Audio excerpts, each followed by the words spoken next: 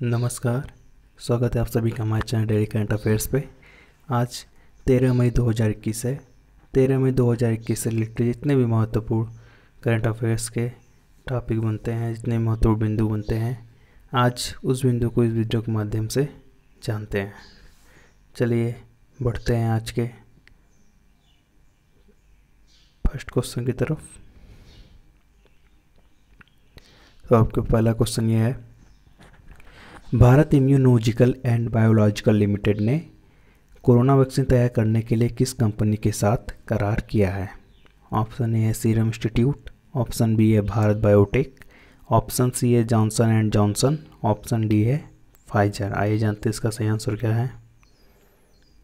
तो इसका सही आंसर है Bharat biotech. Bharat immunological and biological limited को कोरोना वैक्सीन तैयार करने के लिए हाल ही में केंद्र सरकार ने मंजूरी दे दी है, जिसके लिए बुलंदशहर की BIBCOL ने भारत बायोटेक से करार किया है। अक्टूबर तक यह कंपनी कोवैक्सीन की 1.5 करोड़ डोज तैयार करेगी। कितने करोड़? 1.5 करोड़ डोज। चलिए बढ़ते नेक्स्ट क्वेश्चन की तरफ। नेक्स्ट क्वेश्चन है, ICICI प्रूडेंशियल म्यूचुअल फंड ने हाल ही में भारत की म्यूचुअल फंड इंडस्ट्री में कौन सा स्थान हासिल किया है? ऑप्शन ए है पहला स्थान, ऑप्शन बी है दूसरा स्थान, ऑप्शन सी है तीसरा स्थान, ऑप्शन डी है चौथा स्थान। आइए जानते इसका सही आंसर क्या है। इसका सही आंसर है ऑप्शन बी दूसरा स्थान। ICICI प्रूडेंशियल म्यूचुअल फंड ने हाल ही में भारत की म्यूचुअल फंड इंडस्ट्री में HDFC म्यूचुअल फंड को पीछे छोड़कर दूसरा स्थान किया है। अब HDFC म्यूचुअल फंड अब तीसरे स्थान पर पहुंच गया है, जबकि SBI म्यूचुअल फंड पहले स्थान पर है। आइए बढ़ते हैं नेक्स्ट क्वेश्चन की तरफ। भारत का कौन सा राज्य डिजिटल बाढ़ रिपोर्टिंग प्रणाली का इस्तेमाल करने वाला देश का पहला राज्य बन गया है? ऑप्शन ए है केरल, ऑप्शन बी है गुजरात, ऑप्शन सी है असम, ऑप्शन डी है पश्चिम बंगाल। आइए जानते हैं इसका सही आंसर क्या है। इसका सही आंसर है असम। असम राज्य हाल ही में डिजिटल बाढ़ रिपोर्टिंग प्रणाली का इस्तेमाल करने वाला देश का पहला राज्य बन गया है। फ्लड रिपोर्टिंग और सूचना प्रबंधन प्रणाली के मुताबिक असम भारत का पहला राज्य है जिसके पास ऑनलाइन बाढ़ रिपोर्टिंग प्रणाली है। आइए बढ़ते हैं नेक्स्ट क्वेश्चन की तरफ।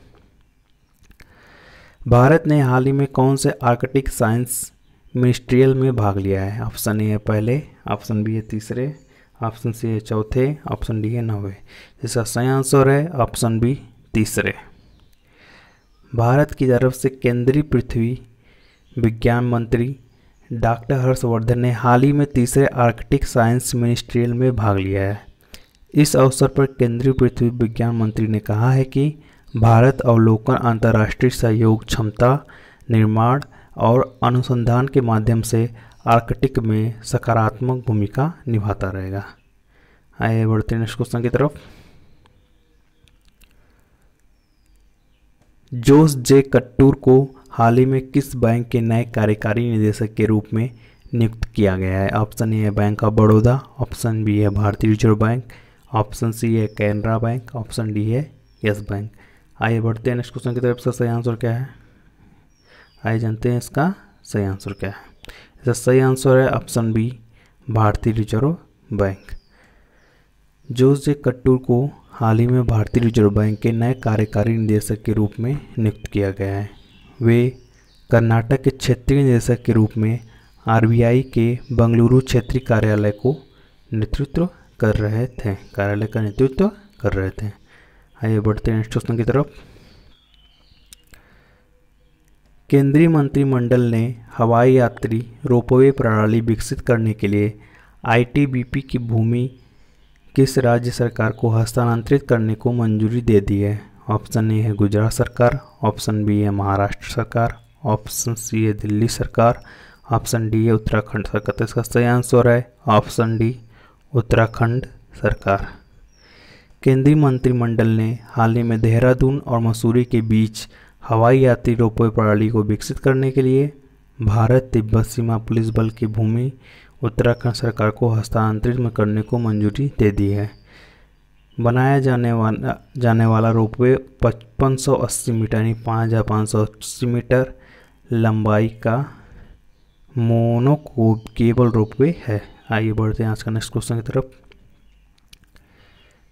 केंद्रीय मंत्रिमंडल ने उत्पादन से जुड़ी किस योजना के तहत राष्ट्रीय उन्नत रसायन बैटरी भंडारण कार्यक्रम को मंजूरी दे दी है? ऑप्शन ए है स्वामित्व योजना, ऑप्शन बी है आत्मनिर्भर भारत, ऑप्शन सी है प्रोत्साहन योजना, ऑप्शन डी है PNKI योजना। तो इसका सही आंसर जानते हैं क्या है?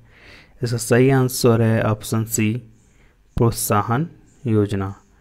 केंद्रीय मंत्रिमंडल ने हाल ही में उत्पादन से जुड़ी प्रोत्साहन योजना के तहत राष्ट्रीय उन्नत रसायन बैटरी भंडारण कार्यक्रम को मंजूरी दे दी है। इस योजना के तहत भारी उद्योग मंत्रालय ने 50 गीगावाट आवर्स और 5 गीगावाट आवर्स के उपयुक्त SACC बैटरी की निर्माण क्षमता प्राप्त करने का लक्ष्य रखा है।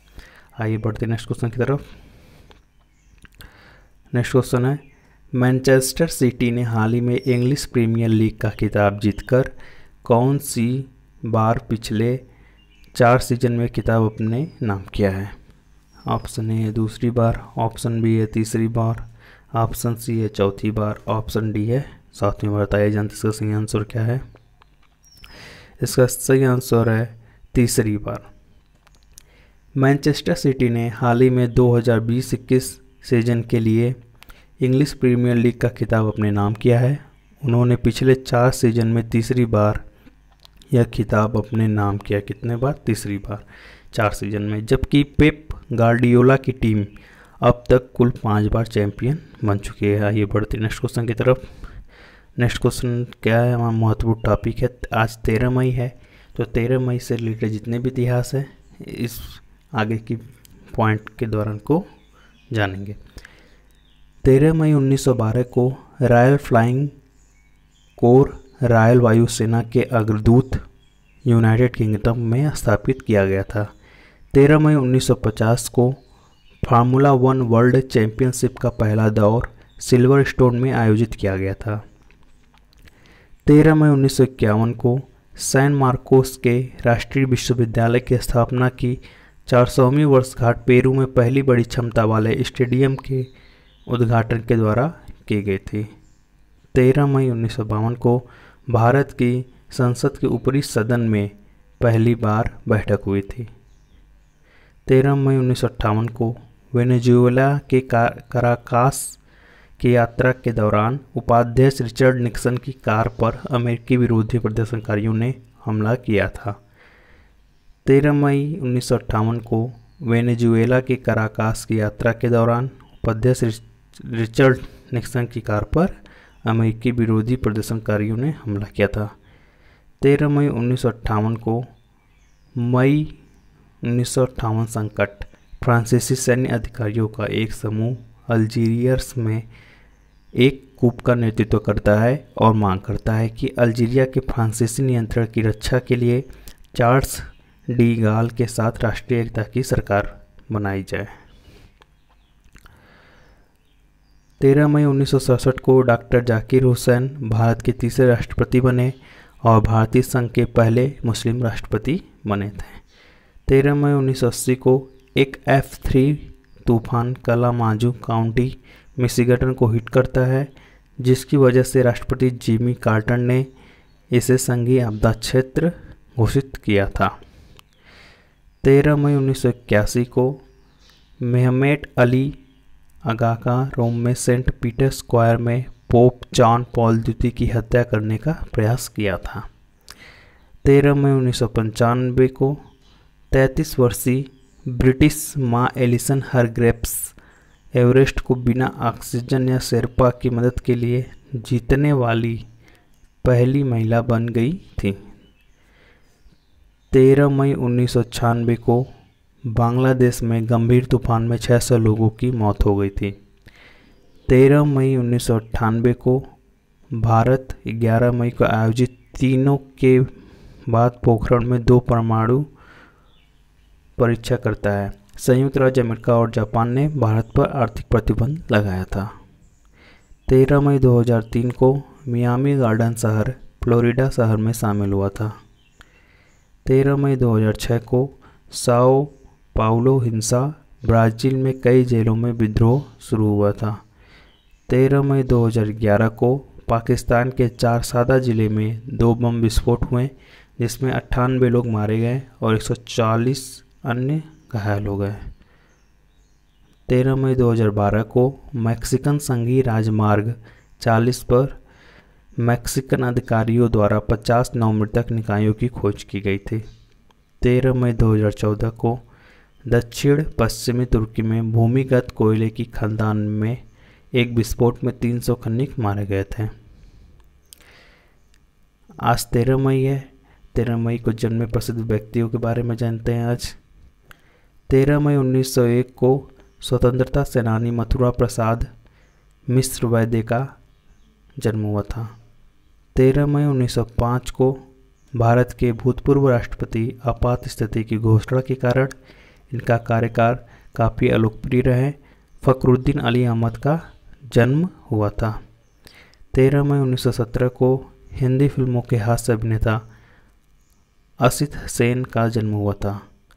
13 मई 1918 को भरतनाट्यम की सुप्रसिद्ध नृत्यांगना टी बाला सरस्वती का जन्म हुआ था। 13 मई 1922 को अमेरिकी हास्य अभिनेत्री ब्रिटिश आर्थर का जन्म हुआ था। 13 मई 1956 को मध्य प्रदेश सरकार में भारतीय जनता पार्टी के राजनेता कैलाश विजयवर्गीय का जन्म हुआ था। आइए आज 13 मई है। 13 मई को किन प्रसिद्ध व्यक्तियों का निधन हुआ था आज उनके बारे में जान लेते हैं।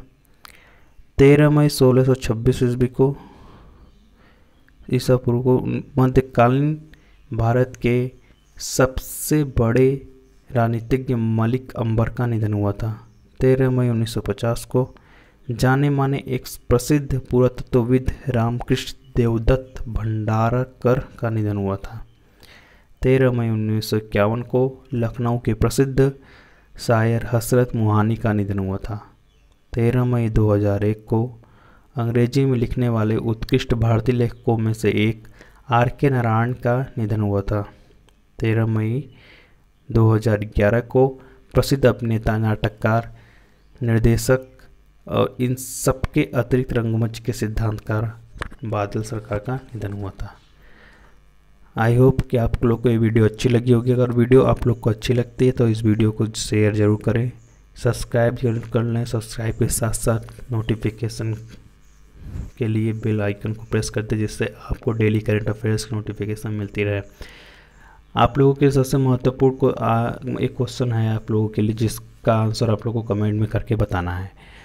तो आप लोगों के लिए क्वेश्चन है पिछली तारीख का जो कल तारीख गई यानी 12 मई, प्रत्येक 12 मई को कौन सा दिवस मनाया जाता है।